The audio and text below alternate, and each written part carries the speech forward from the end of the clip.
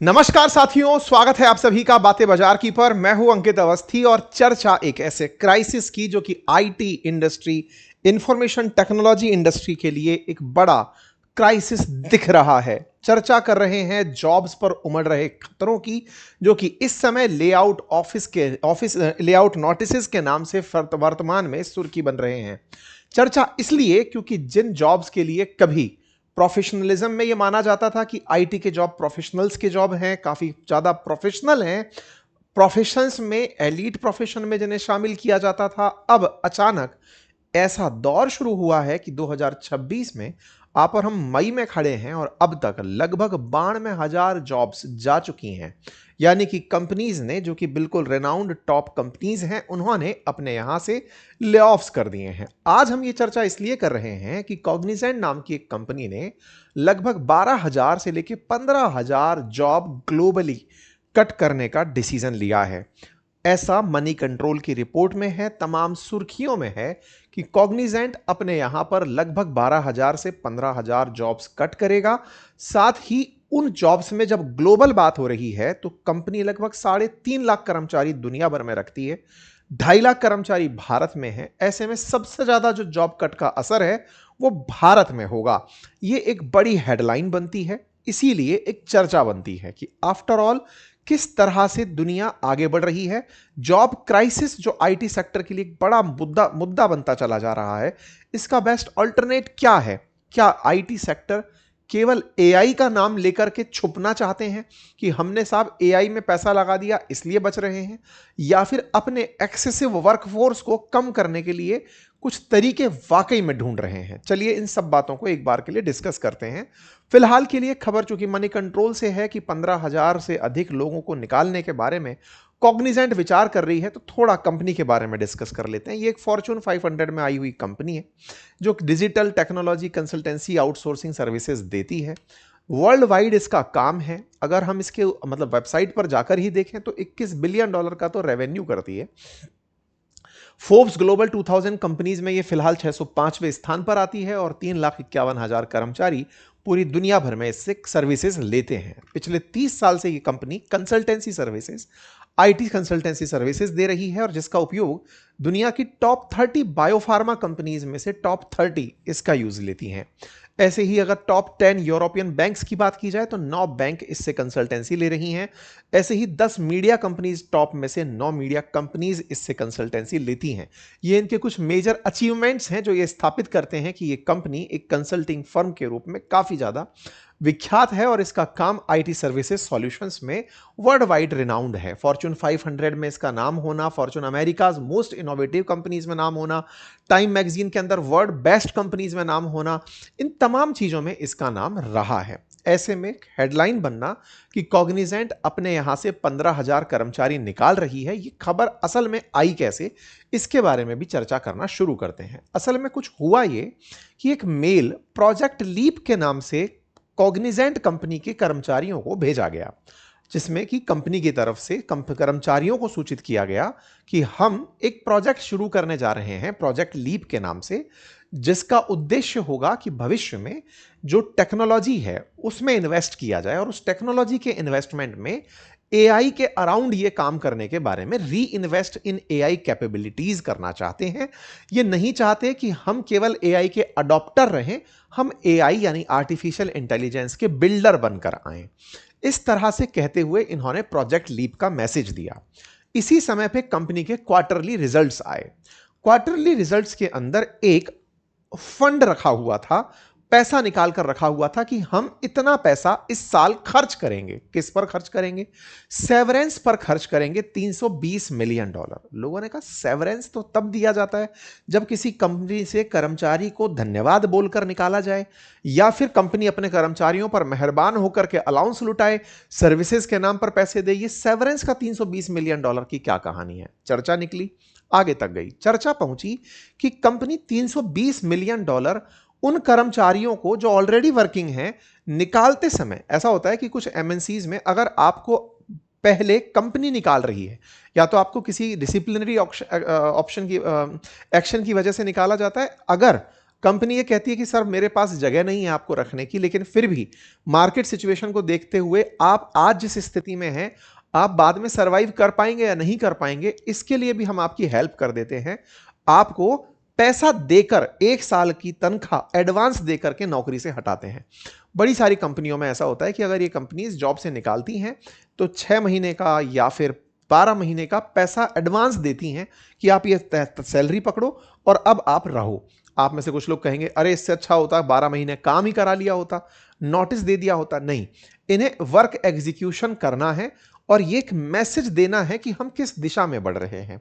बहुत बार कंपनी 6 महीने का, कई बार 4 महीने का, 1 महीने का अलग अलग नोटिस पीरियड अगर आगे से निकाला जाता है तो इस तरह से तनख्वाह देकर निकाला जाता है, एडवांस पैसे को दिया जाता है।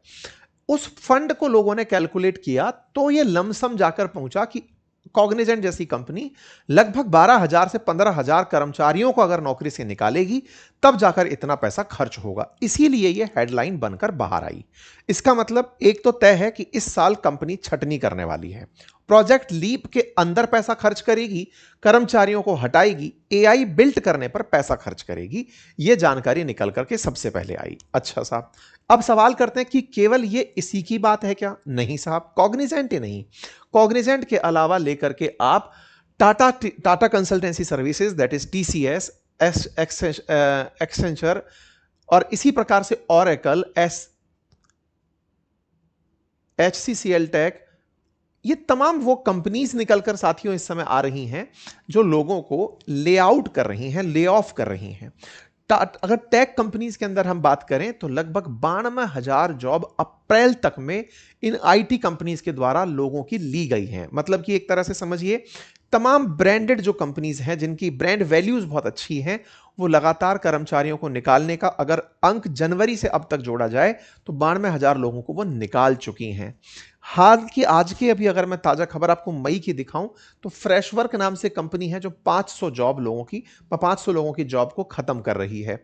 ऐसे ही और आंकड़े अगर मैं लेकर चलूं तो 3 मई का डेटा है मेटा का, वो अपने पास से लगभग 10% वर्कफोर्स को रिड्यूस करेगी मई 20 के दिन। कहा जा रहा है कि हो सकता है कि वो 7 में से 1 कर्मचारी को बाहर निकाल दे, 10 जॉब आफ्टर, मतलब 10 में से 1 जॉब को वो कम कर देगी, ऐसा मेटा का मानना है।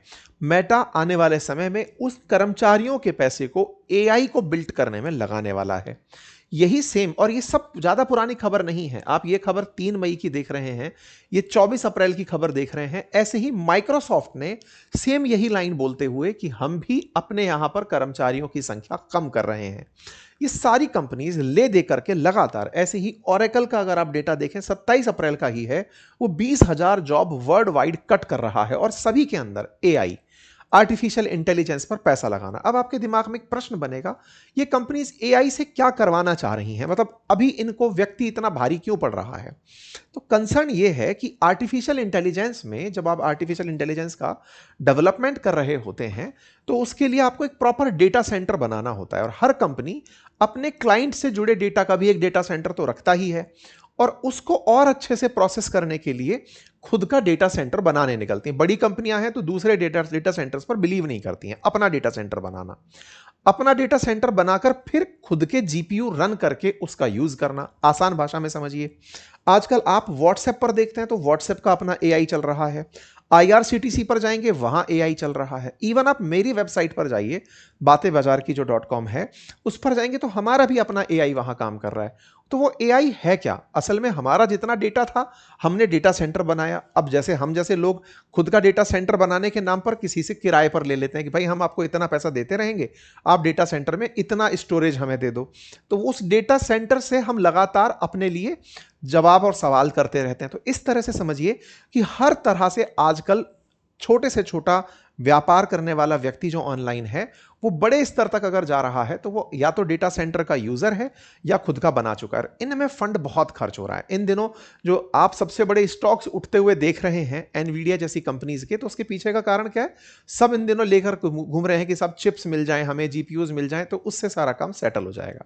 ठीक है, तो इन कंपनीज में जो जॉब कट हो रहे हैं, ये जॉब कट कर रही हैं कि एक बार अगर हमारा डेटा सेंटर बन गया तो ये जो हम लोग बिठाकर रखते हैं कि तुम चेक करोगे, तुम डेटा को वेरीफाई करोगे, तुम इस क्लाइंट से इस बात पर बात करोगे तो तुम्हारा सीनियर ये करेगा, जूनियर ये करेगा, तो उस बात के लिए ये अब डेटा पर डिपेंडेंट होना चाहते हैं।